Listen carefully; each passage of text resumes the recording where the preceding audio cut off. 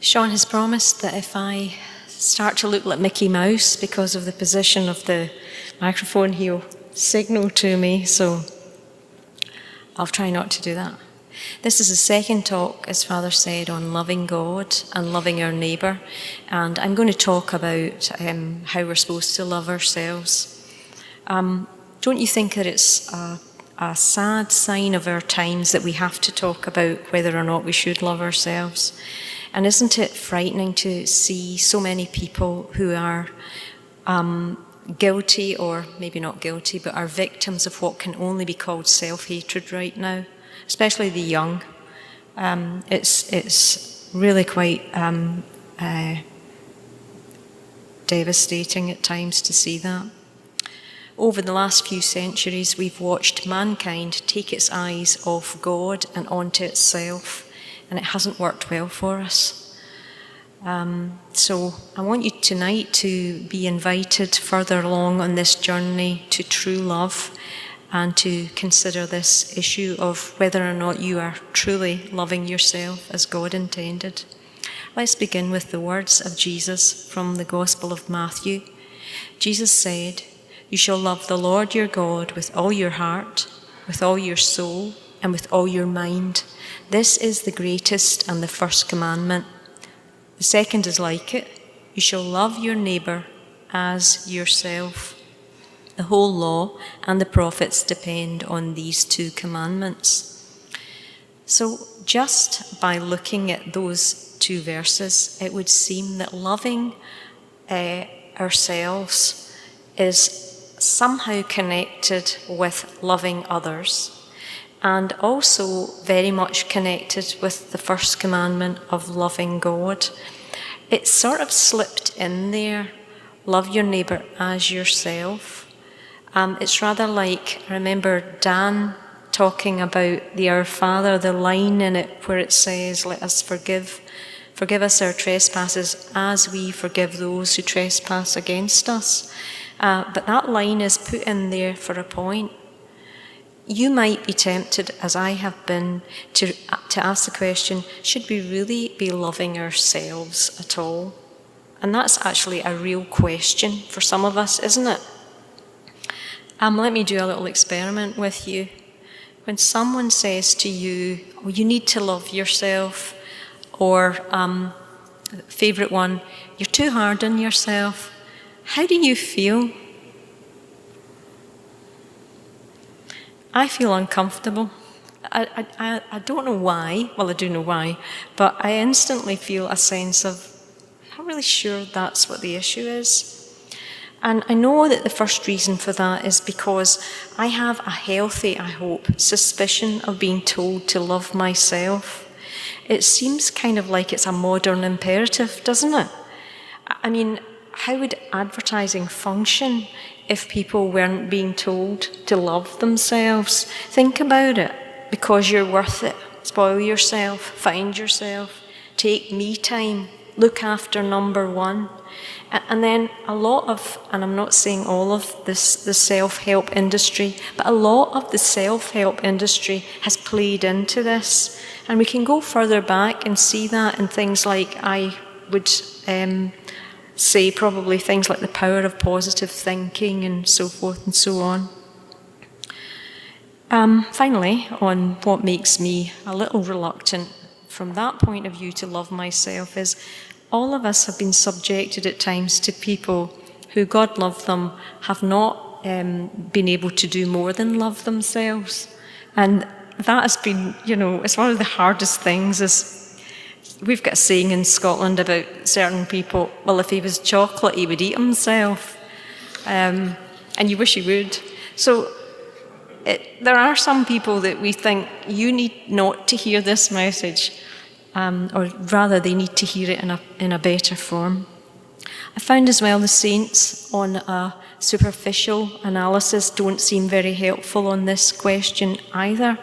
They talk about themselves as the worst of sinners, entirely at the mercy of God, not worthy of anyone's praise. Fortunately, though, when we study the lives of the saints, we begin to understand that they did not despise themselves. They simply preferred God and compared themselves unfavourably to him. Time and time again, we hear them almost giddy with the realization that wretches that they are loved and cared for by God. It is as if they collectively say, look, we do not deserve this wonderful love, but amazingly we are the recipients of it. And that's our first hint about the correct way to love ourselves. In fact, it's the only real hint. Keep your eyes on God. Okay? So I am still not convinced at this point that I should love myself, or I still struggle with it. Perhaps you're in that situation too. So where do you go when you want to understand if you're on the right track? Well, this might surprise you, but I ended up looking at St. Thomas Aquinas. And yes, surprise, surprise, he does have something to say about whether we should love ourselves. In the Summa Theologica, the second part, which you've all got by your beds, question 25, St. Thomas addresses the question of, should we love ourselves? And he comes to the conclusion that yes, human beings should both love themselves and they can love their own bodies. And I'll let you read that at some point yourself. But I found that very helpful. One comment I will make about what he says may be of use to those of you who are still struggling with the idea of loving yourself. Aquinas infers that we don't need to love things about ourselves that are not genuinely us. And secondly, he says that it's how we love ourselves that is important. This is what he says. To truly love is to desire truly good things for ourselves. That's the true definition of love, to desire the best for the other. And it's the same for the definition of self-love. Genuine, God-centered self-love is to desire truly good things for ourselves. What is the greatest good that a man or a woman can desire for themselves? Salvation, life with God. It is our highest good to fulfill God's intention for our lives. Simply put, God intends us to love ourselves through His grace all the way to heaven. Keep your eyes on God. So, let's say you're now convinced, thanks to Aquinas, that it's okay to love yourself. What will that look like? I always find the story of Mary and Martha so interesting and actually quite perplexing and a bit troubling, because I see Mary sitting around Jesus' feet and I see Martha, and my heart goes out to Martha because, well, I'm sure you had, maybe not, but you've maybe had the experience of knocking your socks off working in the kitchen and somebody else is sitting playing the guitar. I'm not talking about Sean. I was actually thinking about my younger brother, who seemed to always get out of these things. But sorry. So that story about Martha and Mary, I know it's the right thing because Jesus says it's okay for her to do it. But I struggle with that. And I think it's worth looking at and asking God for a little bit more insight into it. Look at what happens. Her eyes are on Jesus. She keeps her eyes on Jesus. Her sister Martha mistakes this for selfishness, but she's actually wrong. Mary knows that she must feed her own soul first in order to get the strength to help others. Now, I would guess, and I might be wrong, but I think many of us, particularly women, struggle with this kind of thing. We rob ourselves of a true good because we feel we're being selfish. It might be that you've given up on something that's very good for your soul, that your family just find it a bit of a nuisance that you do.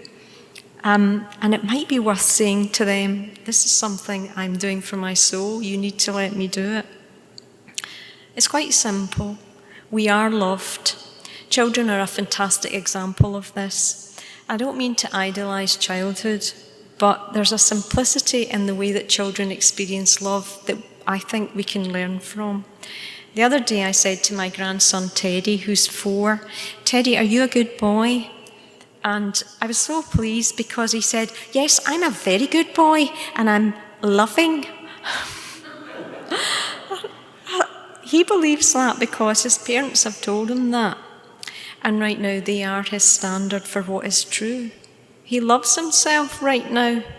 But I'll pray and hope, as all grandmas and mothers do, that he will always believe himself worthy of love and indeed will love himself all the way to heaven.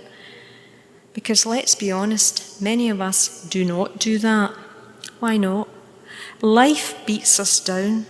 Things happen to us which suggest we're not lovable.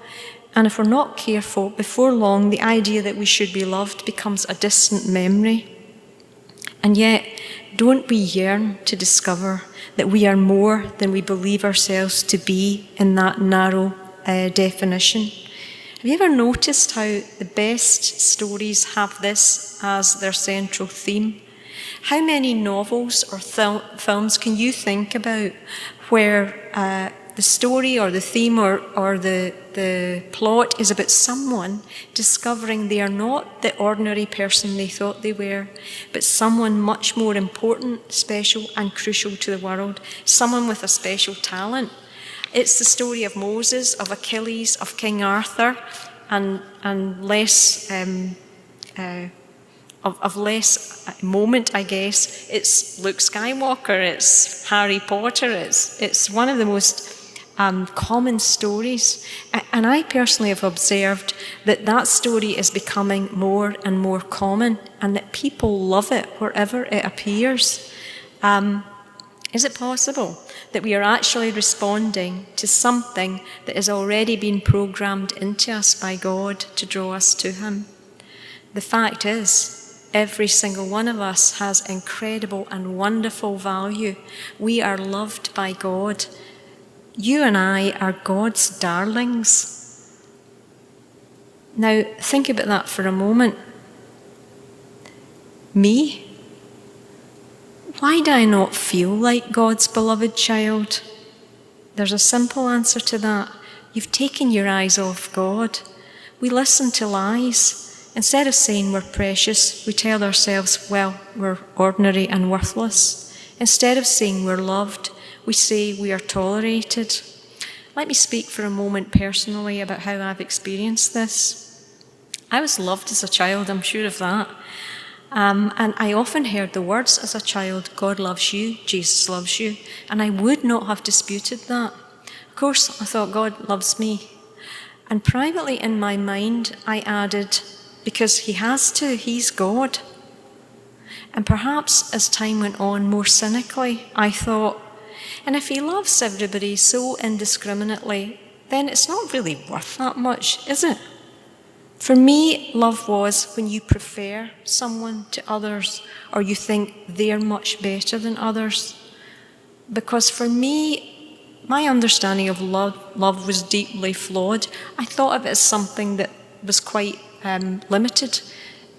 There's only so much to go around and only some of us are going to get it. Rubbish.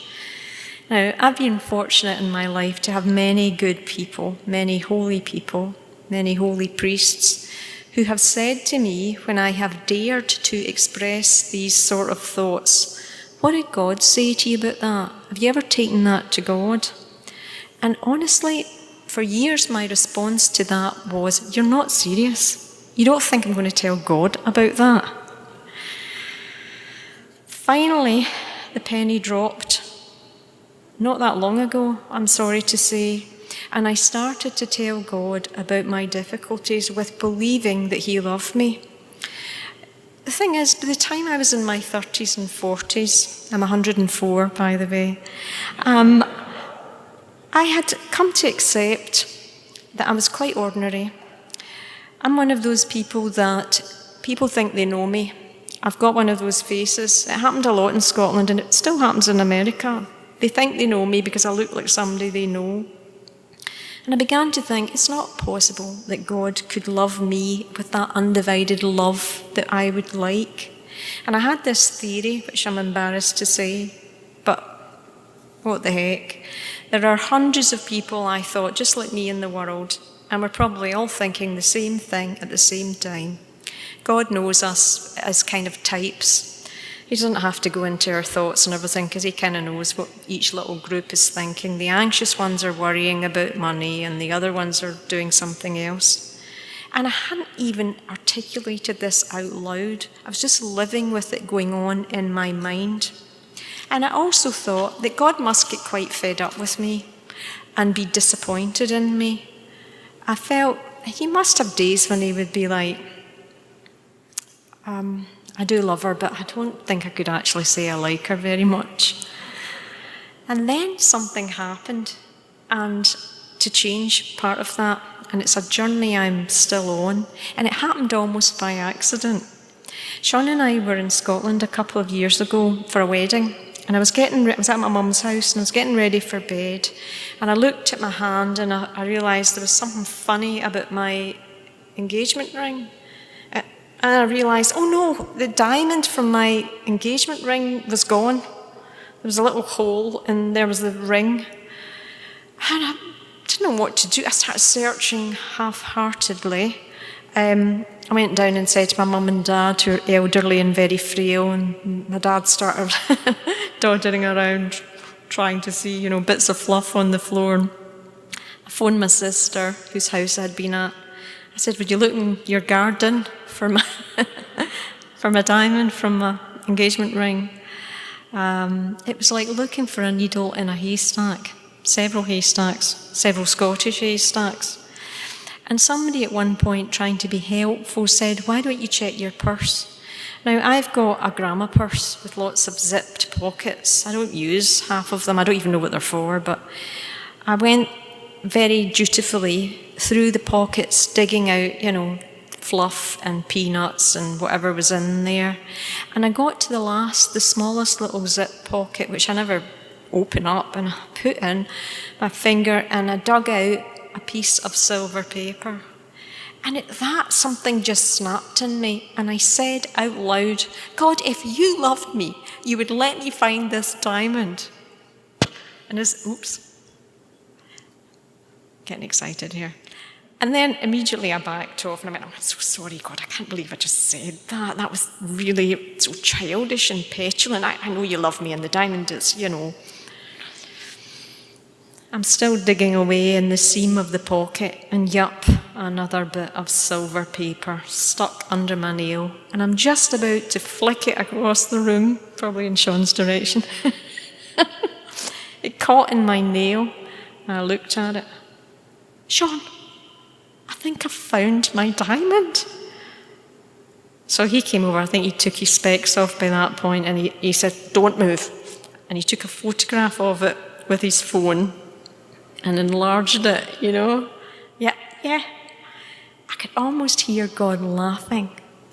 And I was quite shaken by it. It seems like a small thing, but it was, he didn't strike me down and he didn't ignore me. He came right back with that. And then there was a kind of moment. The second thing that helped was I decided when I was praying that I would really be completely honest. So I told him my theory in my prayer, all about how I thought that he just had types that he loved and that he didn't really have time to be inside all our heads. And I couldn't imagine him loving everyone in the world. I just couldn't get my head round it. Do you want to know what he said? I opened up the Bible and I read Isaiah 55, verse 8 and 9. For my thoughts are not your thoughts, neither are your ways my ways, declares the Lord. As the heavens are higher than the earth, so are my ways higher than your ways, and my thoughts than your thoughts.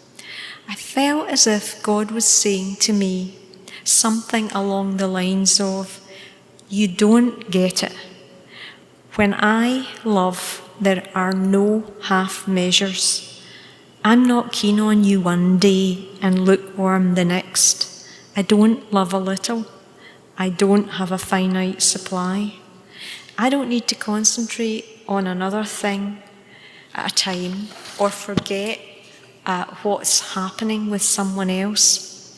I'm not a hassled parent who's saying, I can't deal with you right now, I've got to help your brother. I can hear the thoughts of every person who existed, and I'm not confused about who's talking or why. I know you better than you know yourself. I know why you are alive, even if you don't. Nope, Elizabeth, it's perfect love for you or nothing. So let us keep our eyes on that. So if you are finding it impossible to love yourself, and I mean really love yourself by doing what you need to get to heaven, then you have finally come to the right place in your life. You're now eligible, according to Ralph Martin, who told us this in the talks last Advent. You're now eligible for the special benefits that come to those who find themselves inadequate to the task. You've fallen below the spiritual poverty line, and you are finally ready to embark on the real journey to heaven.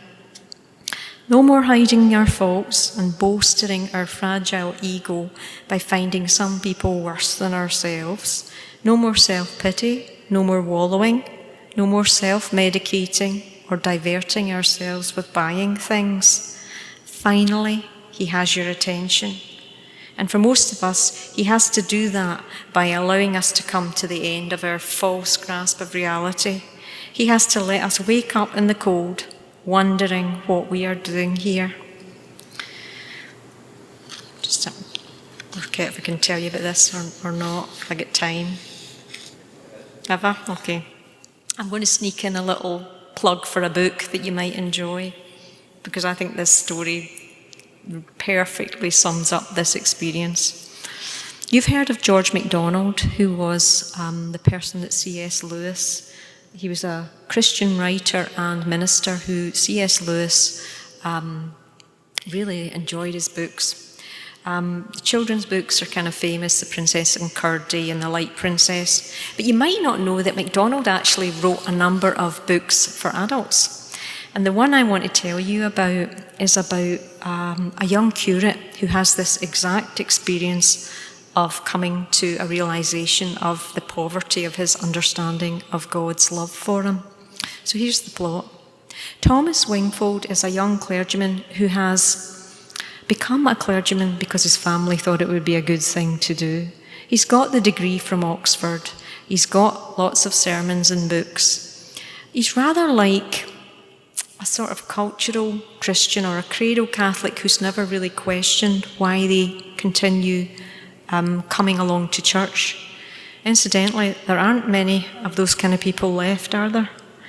And I think there's going to be fewer after the dust settles from COVID-19. But okay, so Wingfold is invited to dinner to a rich parishioner. He feels he has to go along. She's a wealthy lady, Mrs. Ramshorn, her name is.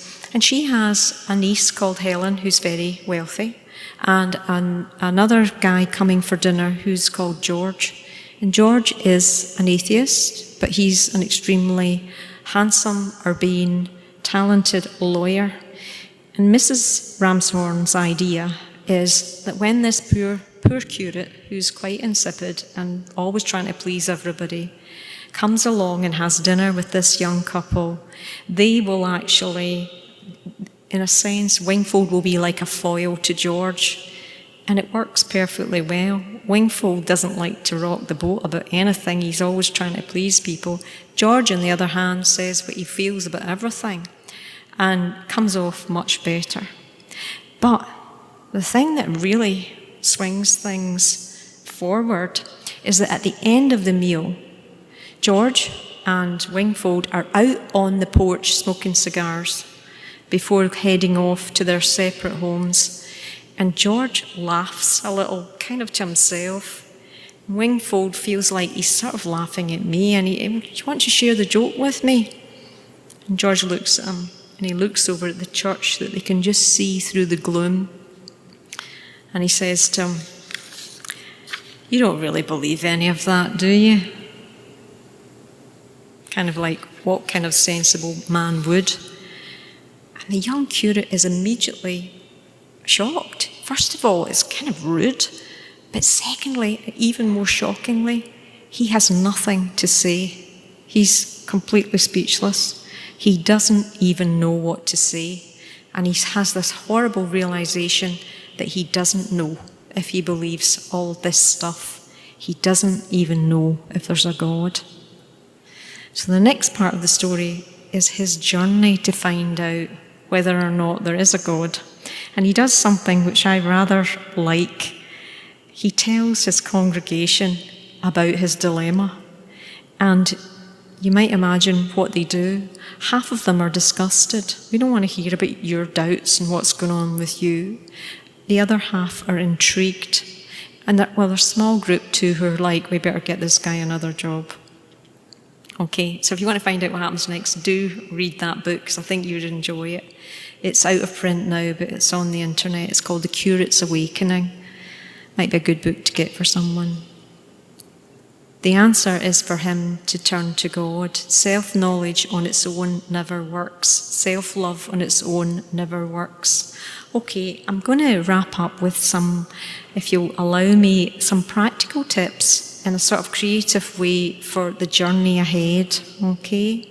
Sort of travel advice about what's next. Let's think that we are on this journey and treat it like one. So what do we do first? We pack lightly. Get rid of everything you don't need in your rucksack. Sean and I once went on a pilgrimage to France, and one of the young ladies on the pilgrimage brought her iron, her full-sized heavy iron with her in her luggage. She'd stand kind of demurely next to her luggage and, hope someone would lift it. And they'd always say, "What have you got in here?" And she'd go, "My iron." And they'd be, "Oh." But she really did have her iron in there. So don't take that with you.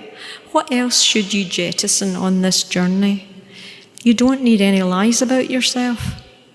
That's enemy propaganda. I'm not going to go into the identity lies tonight. You know the list I'm referring to, the 7 wounds that are at the front of the handout that Father Steve gives us. If you don't know those 7 identity lies, then email me and I'll send you a copy, and welcome to the parish. Lastly, you should aim to get rid of as many deadly sins as possible. They're incredibly heavy and they set off alarms at all major checkpoints.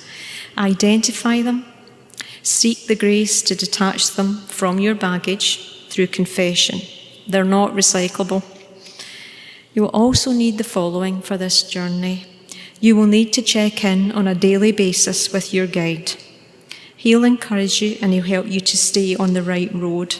That's called daily prayer. It's crucial because when you get tired, you'll miss the turn off or you might get lost. Some people have been known to end up going in the completely wrong direction. You need to be honest with your guide, as I was trying to share with you, about what's going on so that he can give you the right kind of directions and tell you, yep, you've missed the turn off, or yes, you really have just gone in a circle. You will need something to read. It helps to read about other people who successfully have taken the road. We call them saints. And also about how the road was built. You know who built the road, don't you?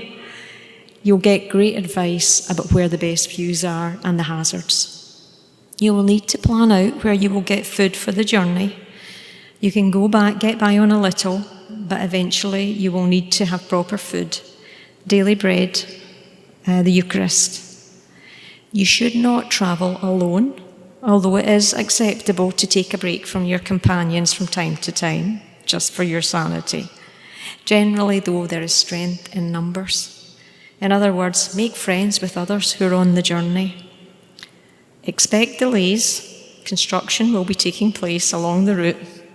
Fortunately, your guide, my guide, has a fantastic ability to recalculate the route and get you back on track. Finally, and most importantly, keep your eyes on God.